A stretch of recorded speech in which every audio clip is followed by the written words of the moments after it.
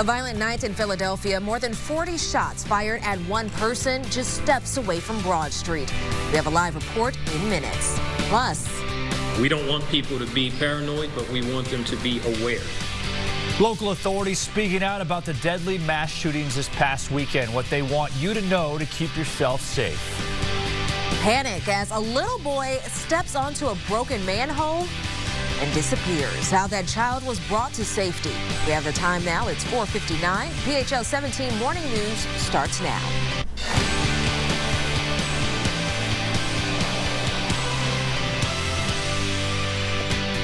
And good Tuesday morning. It's August 6th. I'm Demetria Green. I'm Nick Foley. Tiffany Savona in for Monica. And look who's back. Yeah. Meisner's back after a couple days off. Yes, happy to be back. It was Batteries recharged. Yep, a relaxing weekend.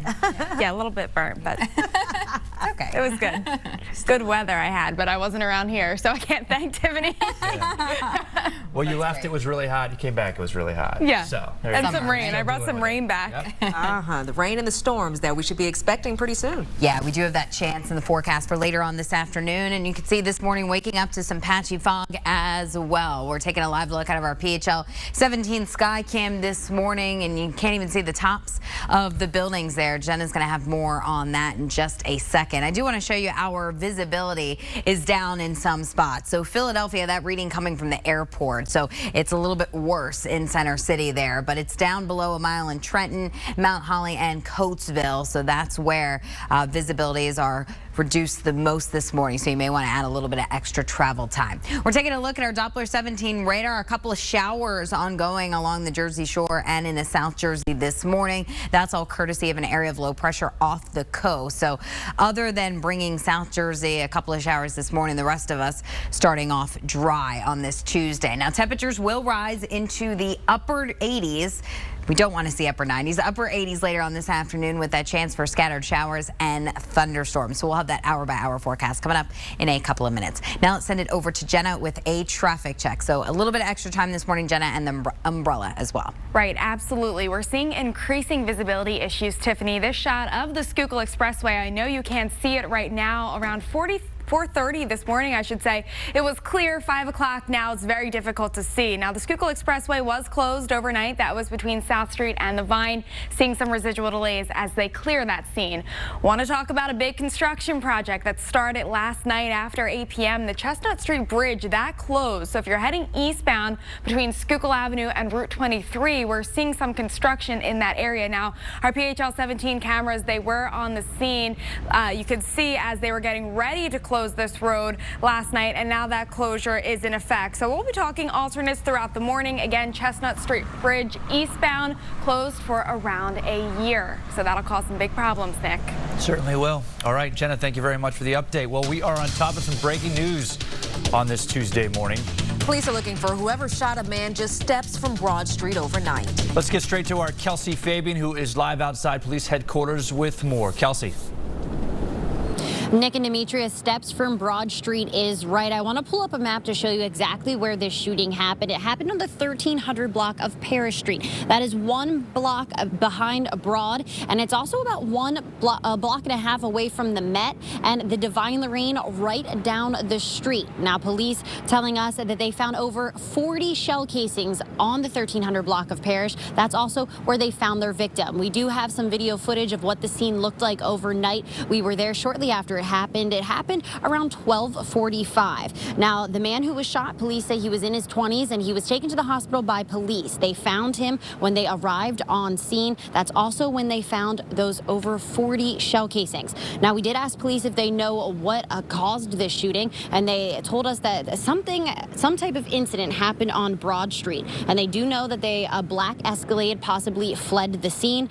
They also are saying there could have been more than one weapon with something like 40 shell casings. That's a lot of shell casings, and they were very surprised that there weren't more items in the area like cars and houses that were hit with those shell casings, but most of them found right there on the roadway. Now, the man who was taken to the hospital, they did not find a weapon on him. Police say at this time they do believe he's in critical condition. He was taken to Jefferson Hospital.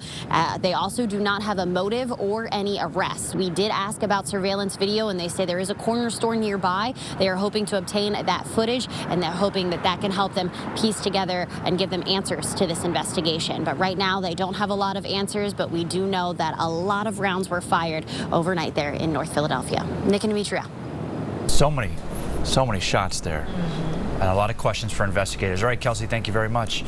Also breaking this morning, another man in critical condition. This following a shooting in Philadelphia's Frankfurt section. This happened around 2:30 this morning. Police tell us that officers were patrolling in the area of Frankfurt and Errett when the victim was gunned down right in front of them. We're told that those two men took off after the gunfire. Officers were able to catch up to one of them. No word yet on a motive. And some new information for you now on that mass shooting at a Walmart in El Paso, Texas. The death toll has increased to 22. 2 more victims from Saturday's shooting died at the hospital yesterday. Now this comes as mourners held at least 3 vigils in the border city. The FBI is still investigating the massacre as domestic terrorism and a possible hate crime. But meantime, President Trump is condemning racism and white supremacy. He's calling for capital punishment for perpetrators. And run, hide, and fight. That's the advice from local police here in Philadelphia following those mass shootings in both Texas and Ohio. At a press conference yesterday, Police Commissioner Richard Ross gave a series of tips on how to protect yourself in the event of a mass casualty event, but he also talked about what the city is doing to maintain your safety. Take a listen. We are currently reaching out to retailers, something that we do pretty regularly, offering site surveys, education, aimed at preventing and responding to active shooter incidents. Now, you heard this all last night on Action News at 10, airing right here in PHL 17. Now, Ross adds that there are hundreds of businesses and even churches in the area that have been trained by the Philadelphia Police Department in the event of a mass shooter event. He says if there is an establishment that the department has not accessed, they're just one call away. Meantime, New Jersey cracking down on gun violence. Acting Governor Sheila Oliver signing the 3 bills into law yesterday. 2 of those bills involve the establishment of hospital-based violence intervention programs. They would offer counseling services to people recovering from violent injuries to reduce risk of re-injury or retaliatory violence. The 3rd bill would require victim counseling services to partner with state-designated trauma centers. Governor Murphy is still currently on vacation. Well, look before you leave. Yeah, that's the warning from Delaware County officials after spotted lanternflies were discovered at Ridley Creek State Park. Now, visitors are asked to inspect their vehicles, their tents, and other gear for the bugs before leaving the park. The spotted lanternfly is an invasive species. It has the potential to impact local crops like grapes, hops, even hardwoods. State officials say that if you see the bugs, squash them, then report it on the state's website. Well, coming up, scary moments as a young boy takes a step and disappears just like that. How he was able to get out coming up next. Tiffany. And make sure you grab the umbrella before heading out today. I think you'll need it this afternoon as scattered showers and thunderstorms will be possible. It will be very hit or miss, and we're looking at another hot and humid day as well with highs getting close to 90. We'll have that full 7-day forecast coming up after the break.